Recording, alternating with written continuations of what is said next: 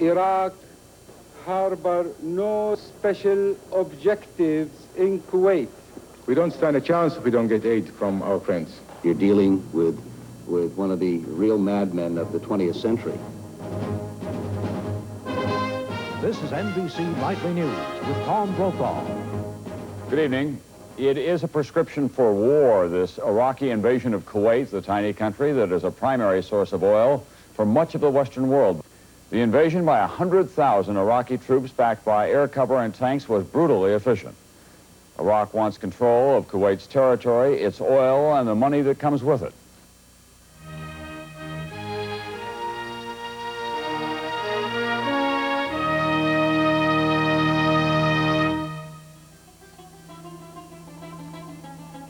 January 15th, 1991. The UN deadline for Iraqi troops to withdraw from Kuwait. K-Day to 460,000 troops of the combined United States forces and its coalition partners in the Persian Gulf. These forces stand ready to launch the largest, most comprehensive airstrike in the history of warfare. The target, Iraq. More than 1,000 of the most advanced warplanes in the world are poised on the runways of Saudi Arabia, Egypt, Turkey, and Cyprus, loaded with missiles and bombs.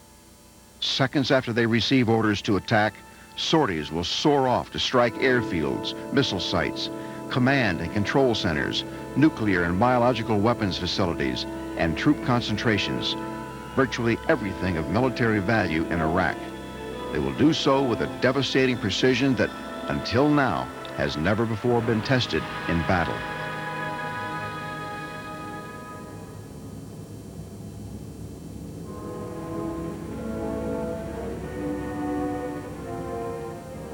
This is the story of how that devastating precision has become attainable.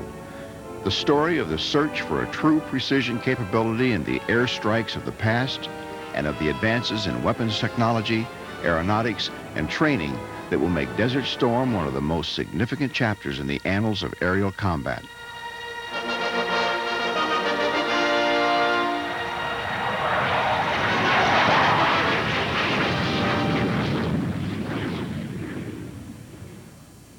At my direction, elements of the 82nd Airborne Division, as well as key units of the United States Air Force, are arriving today to take up defensive positions in Saudi Arabia. I took this action to assist the Saudi Arabian government in the defense of its homeland. No one commits America's armed forces to a dangerous mission lightly, but after perhaps unparalleled international consultation and exhausting every alternative, it became necessary to take this action.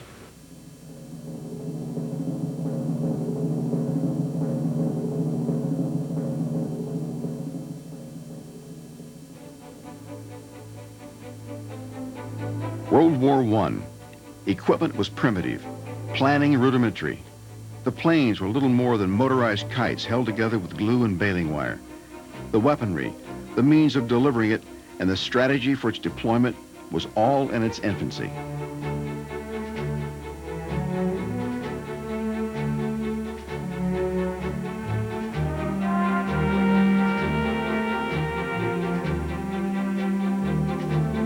The romantic legends carved out by the pioneers of air warfare belied the fact that air power had little significant impact on the outcome of the Great War.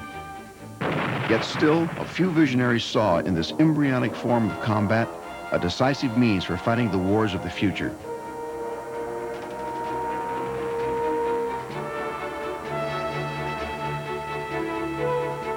One such visionary was Billy Mitchell, the commander of U.S. Air Forces in Europe in World War I. Mitchell returned home convinced that future wars could be won through the use of air power. The bloody ground battles the world had witnessed in France would no longer be necessary. His concept was to bomb, not the enemy's forces in the field, but their industrial facilities behind the lines. It was called strategic bombing, and its goal was to cut off the enemy's capacity to make war. In a first attempt to demonstrate the power of aerial bombardment, Mitchell set out to destroy a group of obsolete battleships positioned off the coast of Virginia. On July 13, 1921, Mitchell took off to prove his point. The host of military brass in attendance eyed the experiment skeptically. At the time, the heavily armored battleship was the most powerful weapon in the world. Wood and cloth airplanes were not even considered a threat. To accomplish his objective, Mitchell would require a precision and destructive force hitherto unknown in the brief history of air warfare.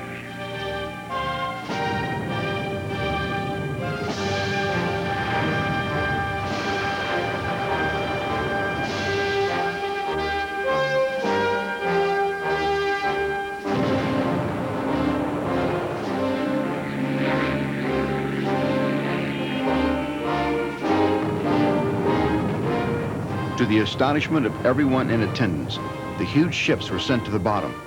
Air power had staked its claim on the military imagination. Although the bombing tests were a success, Mitchell's belief that air power was the key to victory remained unproven.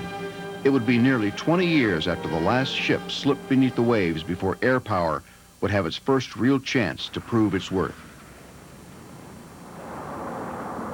That place would be in the skies over Germany in World War II. The date was August 17, 1943. 376 B-17 flying fortresses of the United States 8th Air Force prepared to make an attack that many believed would deal the German air defenses a devastating blow. The flying fortress was designed to do exactly what Billy Mitchell believed a strategic bomber ought to do: deliver a heavy load of high explosives precisely on a given target from high altitude.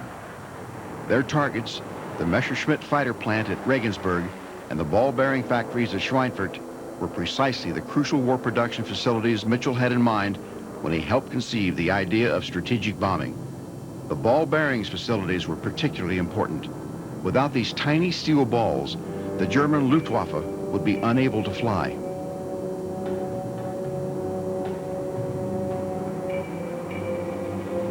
The B-17s bristled with defensive armament. Their crews were well trained and highly motivated. Their equipment and tactics were the most advanced in the world.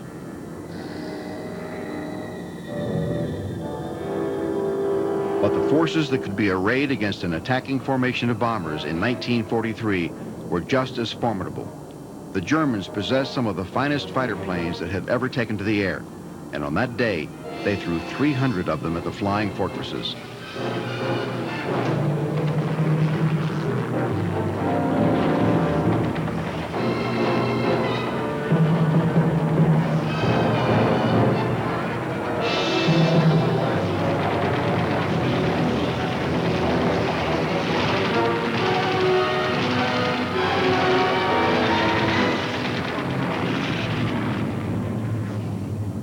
The attacks were savage, and the U.S. losses were heavy, but the ordeal wasn't over. When the bombers finally reached the target, hundreds of heavy anti-aircraft guns opened up on them.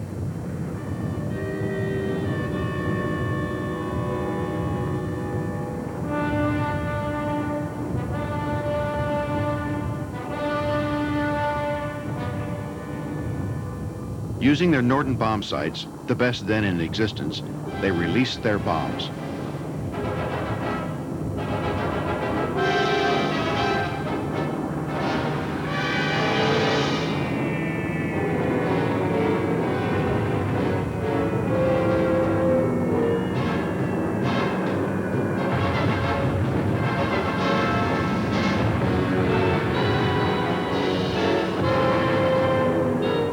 Their accuracy was good, but not good enough. Though damaged, the factories at Regensburg and Schweinfurt stayed in operation, and so did the German Luftwaffe. This was the first demonstration that precision bombing alone would not win a war.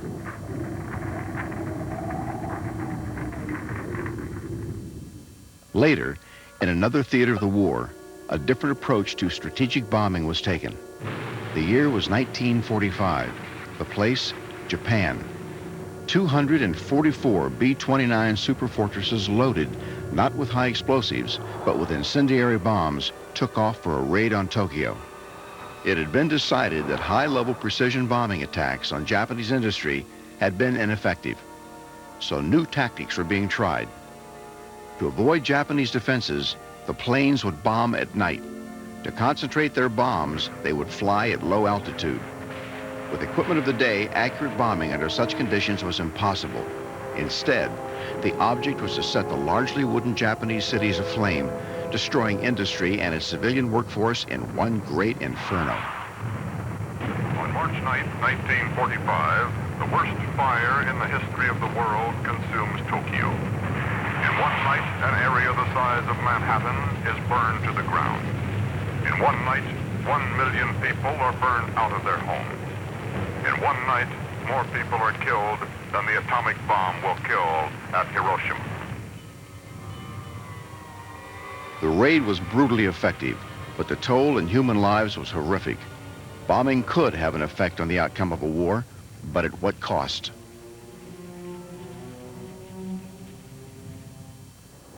Vietnam, 1965, 20 years after the Tokyo firestorm. Huge advances had been made in aeronautics and electronics. The planes were single-engine jets that could carry a heavier bomb load than the piston-powered bombers of World War II. They used sophisticated systems to aim their weapons, and those weapons were of fearsome, destructive power. The campaign was called Rolling Thunder, and its goal was to destroy selected military and industrial targets in North Vietnam.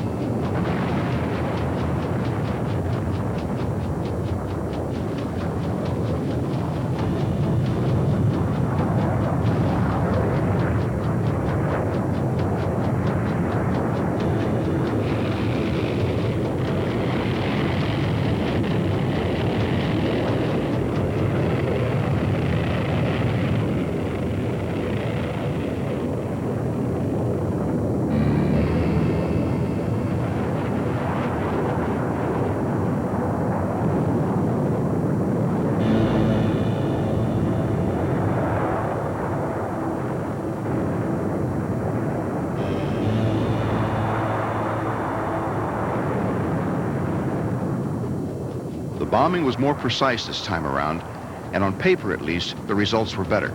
But the effect the bombing had on the North's ability to wage war was still inconclusive.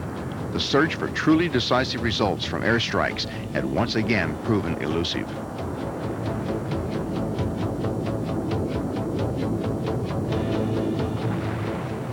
December 18th, 1972. The United States made the decision to launch massive bombing attacks on Hanoi in an attempt to force the North Vietnamese back to the negotiating table. The main delivery system was the huge B-52 Stratofortress. Each of them could be crammed with close to 60,000 pounds of bombs, as much as the load of 15 fully armed B-17s.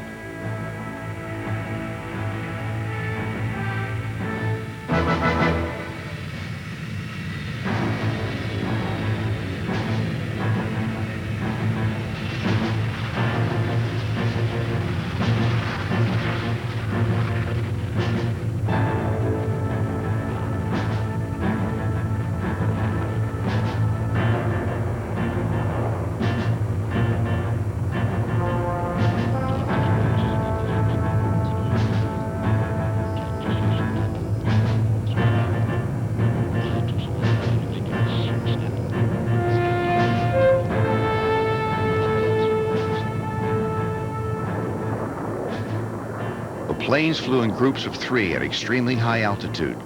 Their main adversaries were modern Russian-made anti-aircraft missiles.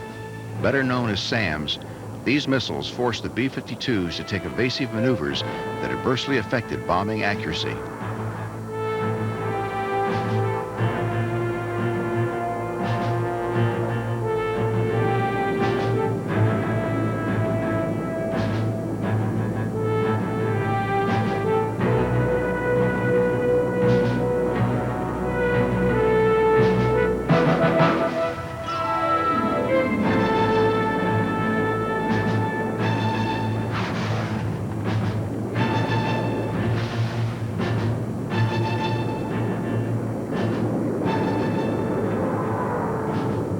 Linebacker 2 raids helped drive the government of North Vietnam back to the negotiating table. They did not force them to surrender. Aerial bombardment had once again failed to yield conclusive results in warfare.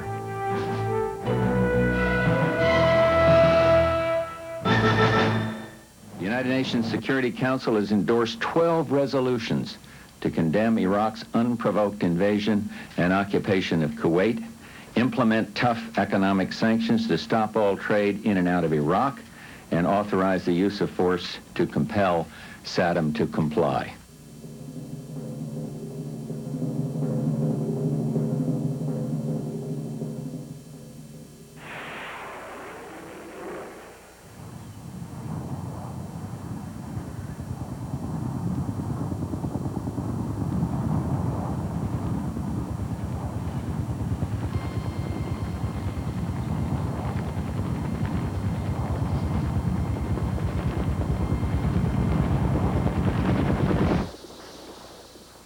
Since Vietnam, the continuing revolution in technology has provided some of the answers to the shortcomings of precision bombing. Advances in electronics and computers have given today's weapons a sophistication and accuracy that even a visionary such as Billy Mitchell could never have imagined. The computer revolution in particular has made it possible to develop a whole new generation of smart weapons with tiny electronic brains that zero in on a target with deadly precision. So impressive is their capability that some have said these smart weapons represent the triumph of silicon over steel.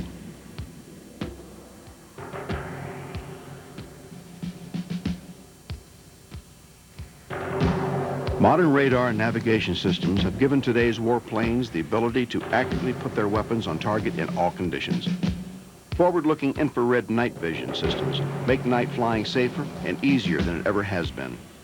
Systems like terrain-following radar allow planes to avoid enemy radar defenses by flying very low and in all weather.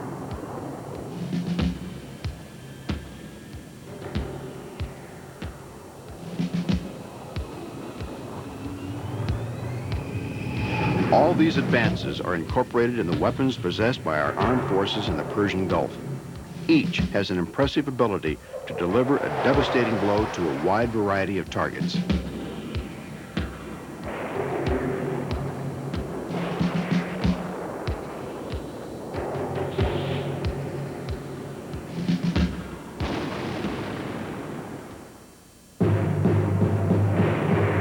Tomahawk cruise missile. This computer-guided weapon has the ability to fly hundreds of miles at treetop altitude and put its payload practically on a dime. This 18-foot-long missile is powered by a small, highly fuel-efficient turbofan jet engine that allows for extremely long range. A tiny onboard computer reads a pre-programmed internal electronic map that guides it along a predetermined course to its target. Once there, it can deliver a variety of warheads and submunitions with devastating effect.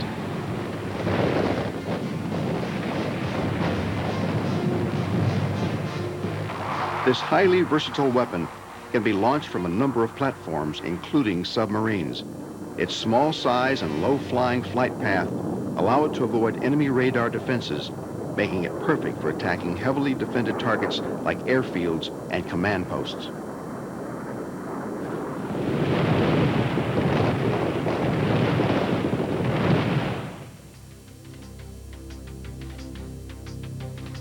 The GBU-15 glide bomb. This TV-guided weapon can lock onto targets over 5 miles away. A miniature television camera is located in the bomb's nose. The operator in the plane acquires the target visually, then locks the weapon onto the aim point. From then on, the bomb automatically keeps the crosshairs glued on target. This version of the GBU-15 has a different wing configuration, allowing the unpowered weapon longer glide distances.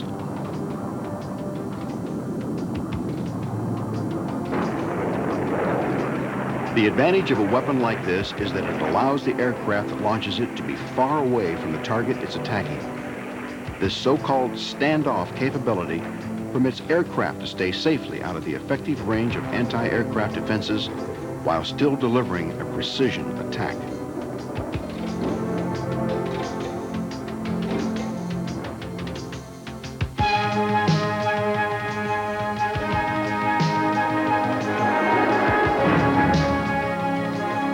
The GBU-15 is ideally suited for attacking fixed targets like bridges, tunnels, control centers, and surface-to-air missile sites. Exactly the kind of targets that would be necessary to destroy in the early stages of an air campaign. The AGM-65 Maverick air-to-surface missile is a precision-guided tactical weapon for use against targets such as tanks, armored vehicles, and aircraft shelters. Some versions of the weapon are guided by an imaging infrared system. This allows for guidance at night and under low visibility conditions. The infrared seeker senses the heat given off by a target and turns it into a visual image. The operator then slews the missile onto the target and launches it.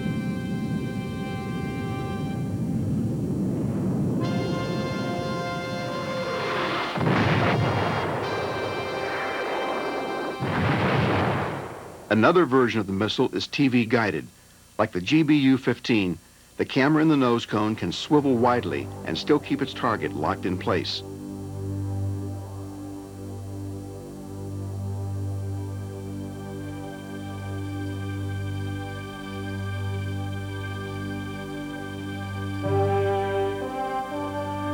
The Maverick would be essential in any ground attack on armored forces. Its unique ability to knock out tanks and artillery emplacements, and its ability to be launched from a wide variety of U.S. warplanes makes Maverick one of the most versatile weapons in our arsenal in the Persian Gulf.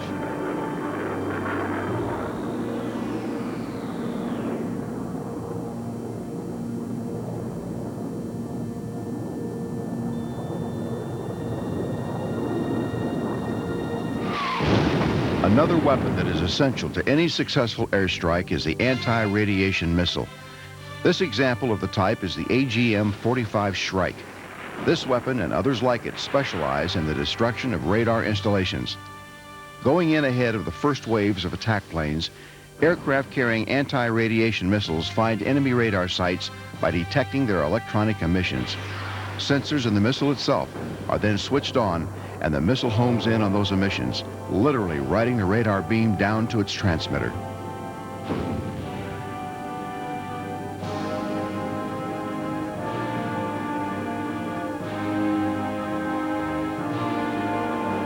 The Shrike has been largely supplanted by newer missiles such as the high-speed anti-radiation missile, or HARM, but the objective is the same: destroying enemy radars. Knocking out these radars is the key to neutralizing any air defense system.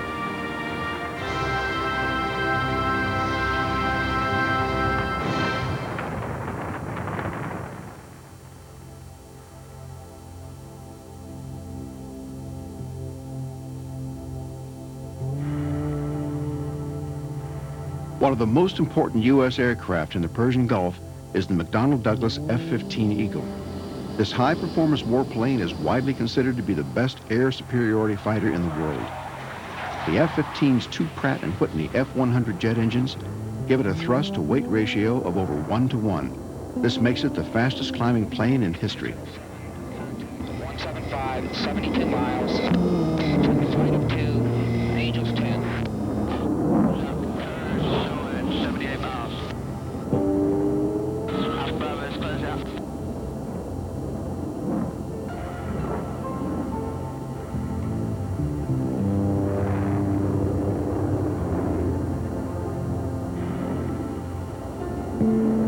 But the most impressive thing about this aircraft is its versatility.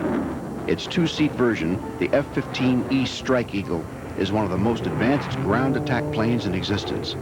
This amazing aircraft is able to perform deep interdiction missions in all weather conditions while still retaining its proven air-to-air capabilities. One of the few other airplanes in the world that can penetrate deep into hostile territory at low level is the General Dynamics F-111 fighter bomber.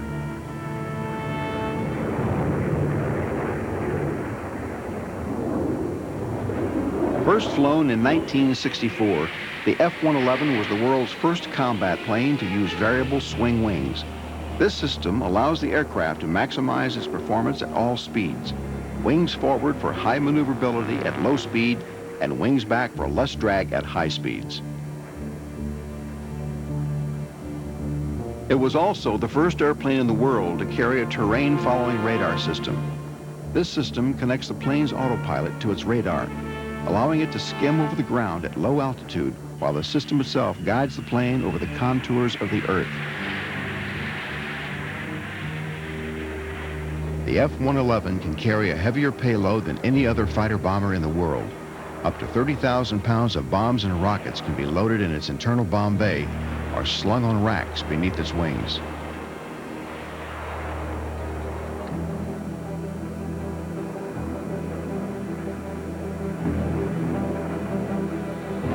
These capabilities make the two-seat F-111 uniquely suited for attacking targets deep within enemy territory.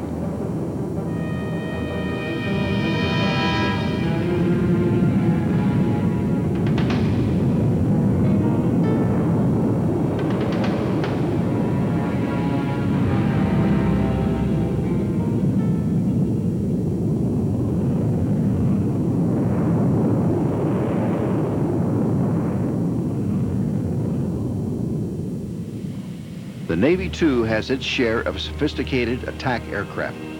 Leading the way is the Grumman A-6 Intruder. This carrier-based, low-level attack bomber is equipped specifically to deliver its 18,000-pound load on targets completely obscured by weather or darkness.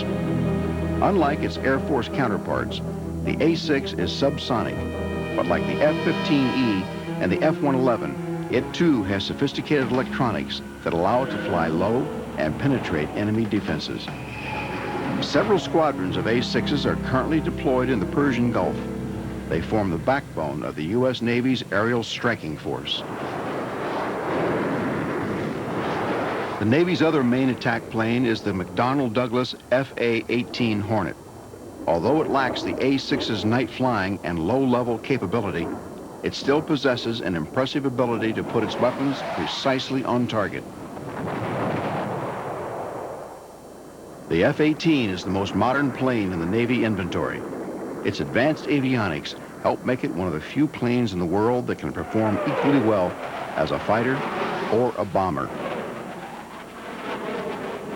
In its air-to-air role, it can carry a variety of weapons, including the AIM-7 Sparrow, radar-guided air-to-air missile. This amazing versatility allows the Hornet to do the jobs that used to take two different Navy aircraft. For this reason, the F-18 is one of the most valuable performers in the U.S. Armed Forces, now serving in the Gulf.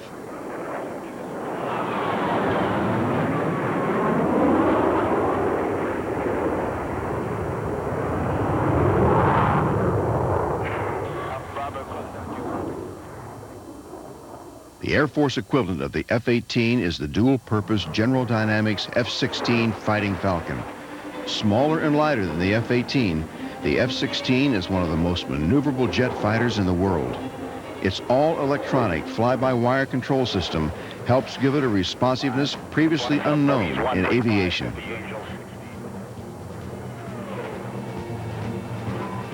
There is nothing in the world that can match the F-16 in a dogfight.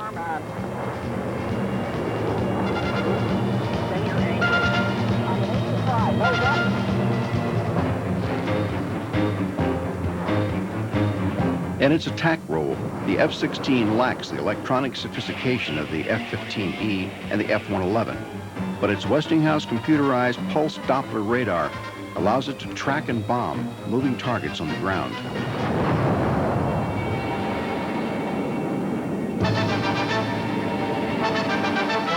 It can also strafe the enemy with its 6-barrel 20mm Gatling gun. Like the F-18, the main strength of the F-16 is its versatility. Over enemy territory, this versatility could mean the difference between victory and defeat. Of all the advances made in the last 20 years in aircraft design and electronics, perhaps the most significant in its impact on air warfare is the revolution in low observables technology. Better known as stealth, these developments reportedly make aircraft like the Northrop B-2 bomber nearly invisible to enemy radar. Computer-aided design and manufacturing techniques give stealth planes contours that deflect radar signals. This Lockheed F-117 stealth fighter also uses radar-absorbing composite materials in its construction to further reduce its radar cross-section. Such a high premium was placed on low observability in the 117's design that significant sacrifices were made in its aerodynamic stability to achieve it. In fact, without its onboard computer automatically making dozens of tiny adjustments in its control surfaces every second, the F-117 would be impossible to fly.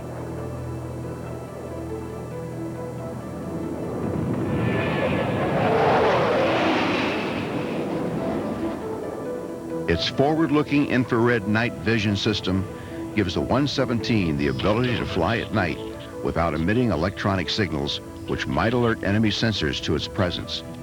This gives the stealth fighter an unprecedented ability to penetrate enemy defenses, making it a perfect choice for missions like attacking anti-aircraft missile sites or heavily defended command centers.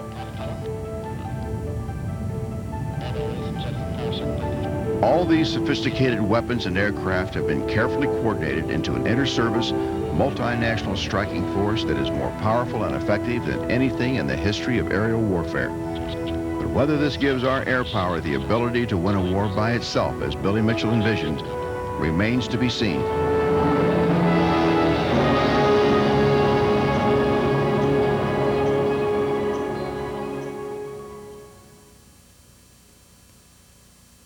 Regrettably, ladies and gentlemen, in over 6 hours, I heard nothing that suggested to me any Iraqi flexibility whatsoever on complying with the United Nations Security Council resolutions. Flying fighters today is probably the purest form of combat, and that I realize that when I enter the aerial arena, that regardless of the odds, that there's a fairly good chance that it will all boil down to me and my airplane against an opponent and his airplane, and that only one of us will leave the fight. The opportunities for both of us to get away will probably be remote. So I have to be ready when I go in, mentally and physically, to know that if I don't win this fight, there may not be any others to follow. Training, readiness, anticipation, one leads inevitably to the next. The policies that have prepared the air crews of Desert Storm were forged in the fires of the Vietnam War. An important part of that training is preparation for the possibility of air-to-air combat. The first thing you have to do is negate it. And the best way to do that is to break into him. You've got G available, so start your break. Okay, now we want to go from this defensive position into a neutral and an offensive position. The way we can do this with the F-14 is we can pick its nose up.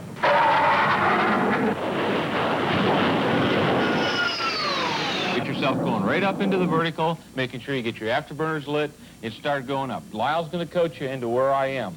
Once you're up in the air, start to do your displacement. Before a pilot enters the combat arena, he must first master his machine.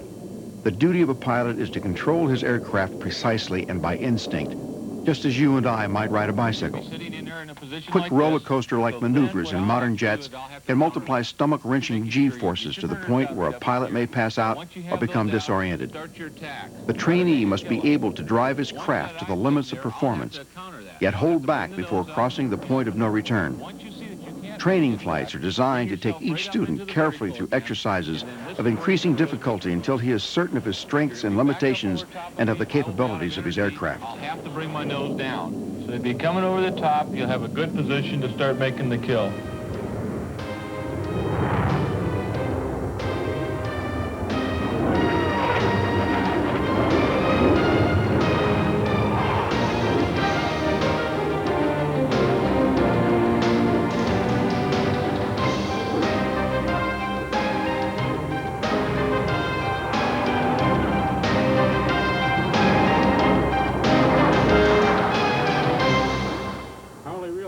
The process of education requires daily practice in the air, combined with classroom and book work. Each day starts with a briefing in which the goals of the training mission are defined. The briefing follows the flight. Pilot, navigator, and instructor talk through each move and candidly assess the student's actions. I got fast because I'm not realizing how fast this airplane accelerates.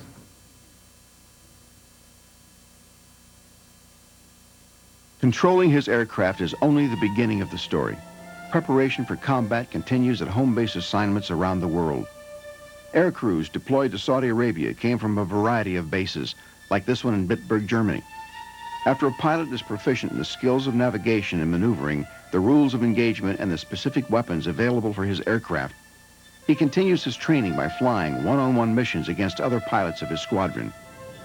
Here, skill is combined with invention and endurance in one of the most demanding situations a pilot can face, the dogfight.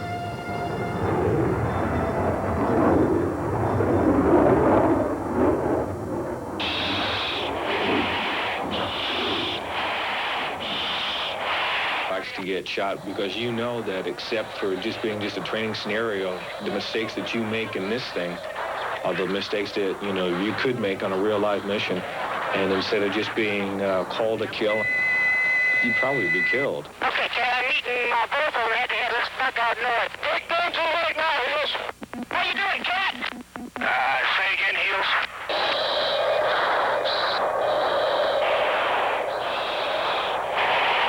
Most of the pilots here, having been through Vietnam, they know what it means to go to combat in the air, what it means to lose friends, what it means to have to go visit a friend's wife and say, he was really great, but he's not coming home. So I hate war. I've been there. I don't want to go back, but somebody has to do it. And I'm ready. You know, my dad told me something once that was, and I still remember it quite vividly, is I fought in a war so that you wouldn't have to.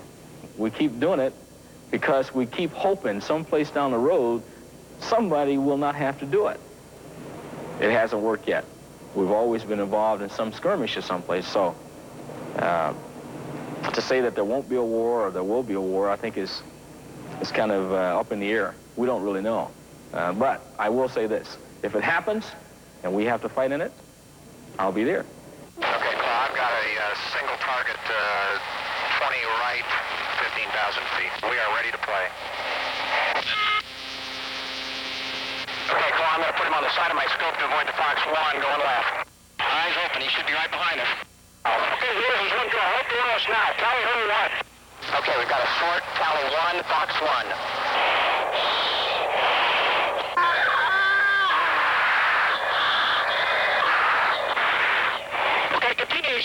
I'm engaged him off your left about 10 o'clock high, at a mile and a half. Put him back to your right. He's right above you now, right above you. Break right, break right.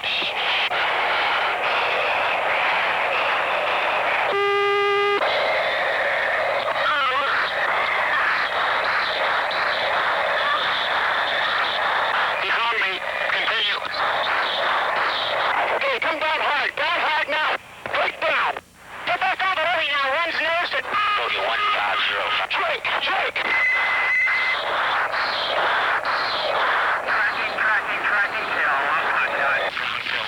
Okay, knock it off. No, knock it off. Not ready, knock it off. You got me again, Ripcord. Just trying to take you back for getting tracked all the time. The tension and excitement of a dogfight seems to stretch seconds into minutes, minutes into hours. In reality, such exchanges are brief, and with advances in long-range air-to-air missile technology, exceedingly rare. The real jet fighter's mission is not the mythic gunslinger's challenge to his opponent, but the protection of the bombers and the attack aircraft which carry the punch of the airstrike.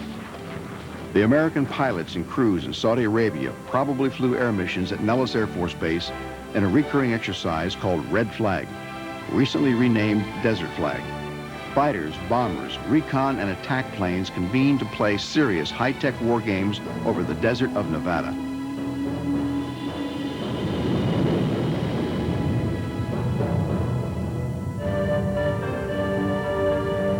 Red Flag grew out of the Air Force's experience in Vietnam. The idea was to recreate realistic sorties that would involve a variety of dissimilar aircraft in carefully coordinated missions that would match the complexity and natural chaos of combat. Simulated enemy aircraft, small tactical bombers, forward control, and slow-moving tank killers may work the same mission. Long-range, low-flying fighter bombers and other strategic and reconnaissance craft are a part of it as well. And, of course, the fighters are there to fly top cover for the airstrike.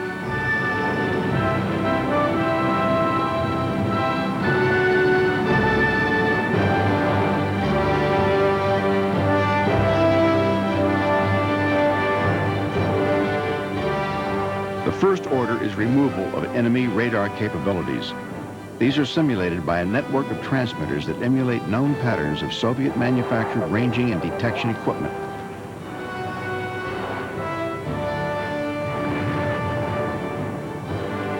The next step may depend on whether the particular mission is tactical or strategic in nature. Either way, the pilots may have to contend with simulated anti-aircraft fire and Smoky Sam's, a simple though effective simulation of the surface-to-air missile threat. Now the bombers come in at low level, precision timing controlled by a radar plane, orbiting hundreds of miles away from the point of impact. Red flag exercises continue for 2 weeks at a time. During this period, each pilot will fly 10 missions. He will work in close cooperation with the other members of his team to complete his daily assignment. There is no place here for the Hollywood stereotyped lone eagle. Flying large numbers of aircraft in close proximity is a dangerous exercise, even in practice. Requirements for close cooperation, planning, and precision are at an all-time high. The 10-mission requirement tests endurance and judgment under pressure. Pilots who survived their first 10 missions in Vietnam were much more likely to survive their full combat tour. Red Flag is the Air Force design to give each pilot his 10 combat missions before he ever reaches the battlefield. Today, American air crews have achieved the highest level of education and training in history. The men and women who make up the American air commitment to the Desert Shield Force have spent their careers in constant training. Their state of readiness is at its peak. In January 1991, they await future events with keen anticipation, but with few illusions.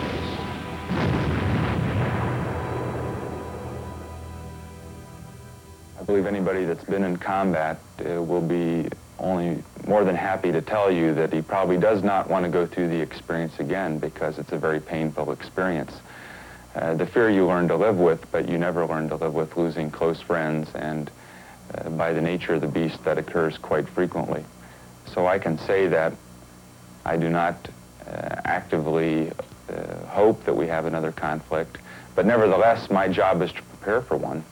And if I look at the current world situation and assess that there will be no conflicts in the future, then really there's not much meaning to my job. So I have to be ready to go fight. And if I'm called upon, of course, I'll be the first one to volunteer to go, because that's essentially what my mission is. But to desire it, I think, is something that's far different.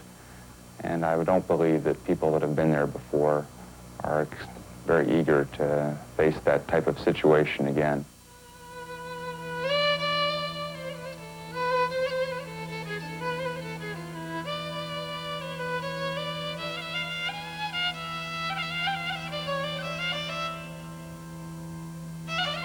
We'll go until it's over. Well, the president sent us here, and we're the president's own. So anytime, any place, that's how I feel. So if that's 1 year or 2 years from now, that's how long I'll stay here, and I'll do my job and do it proudly.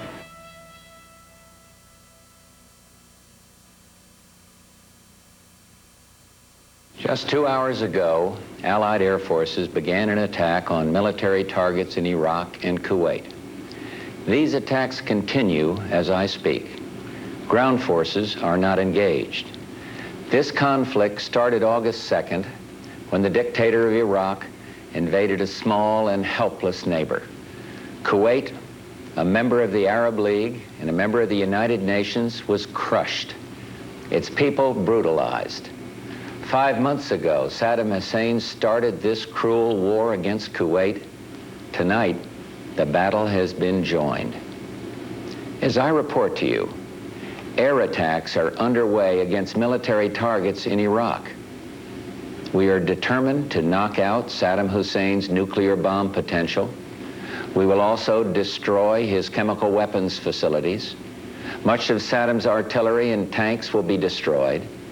Our operations are designed to best protect the lives of all the coalition forces by targeting Saddam's vast military arsenal. Initial reports from General Schwarzkopf are that our operations are proceeding according to plan. Our objectives are clear. Saddam Hussein's forces will leave Kuwait. The legitimate government of Kuwait will be restored to its rightful place, and Kuwait will once again be free. Iraq will eventually comply with all relevant United Nations resolutions, and then, when peace is restored, it is our hope that Iraq will live as a peaceful and cooperative member of the family of nations, thus enhancing the security and stability of the Gulf.